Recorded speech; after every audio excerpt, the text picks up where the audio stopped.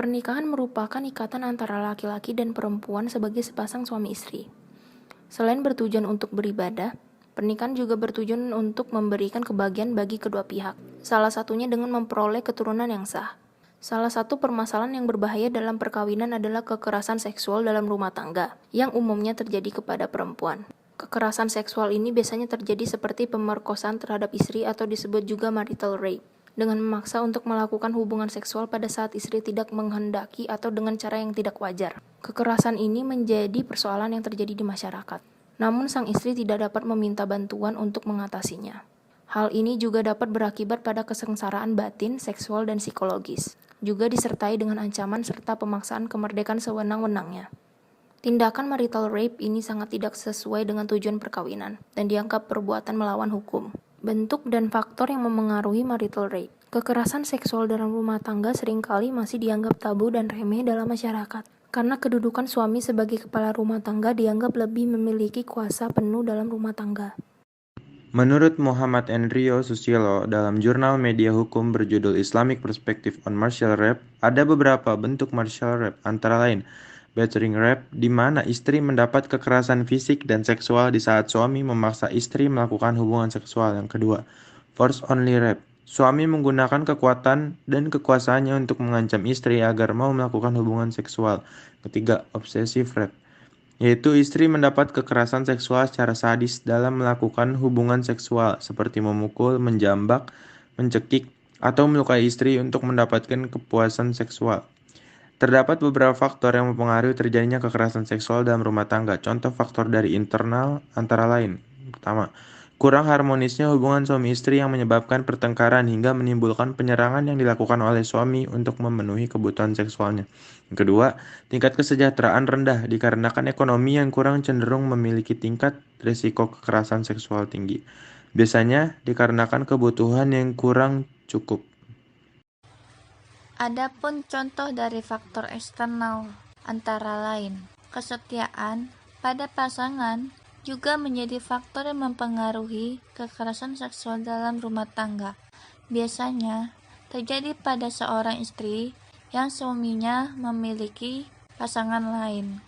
Suami pemabuk atau pengguna narkotika sangat beresiko terjadinya kekerasan seksual dalam rumah tangga.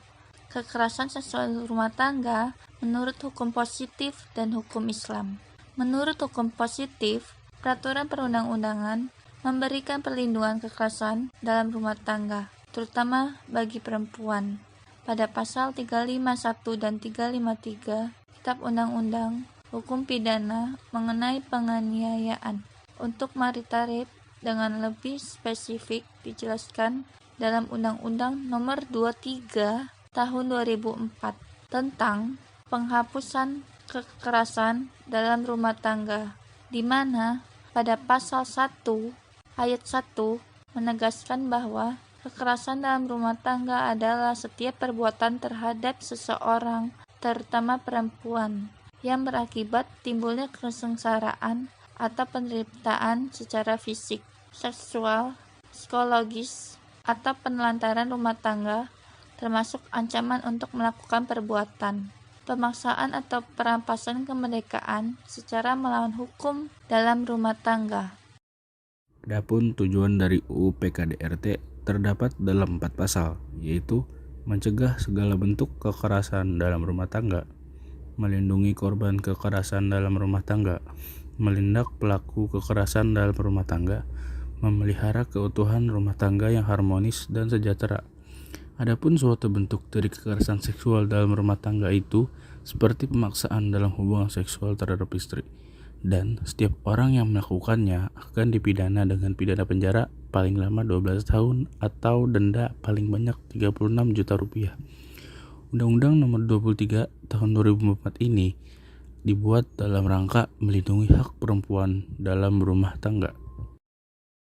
Menurut hukum Islam, marital rape ini sangat jauh dari tujuan perkawinan yang seharusnya memberikan kebahagiaan dan kesejahteraan bagi suami dan istri. Timbul asumsi dari beberapa pihak bahwa suami lebih berkuasa dan kehendak suami harus ditaati oleh istri. Kesetaraan antara suami dan istri disebutkan dalam surat Al-Baqarah ayat 228 yang artinya, dan para wanita mempunyai hak yang seimbang dengan kewajibannya menurut cara yang ma'ruf. Tetapi para suami mempunyai satu tingkatan kelebihan daripada istrinya, dan Allah yang maha perkasa lagi maha bijaksana.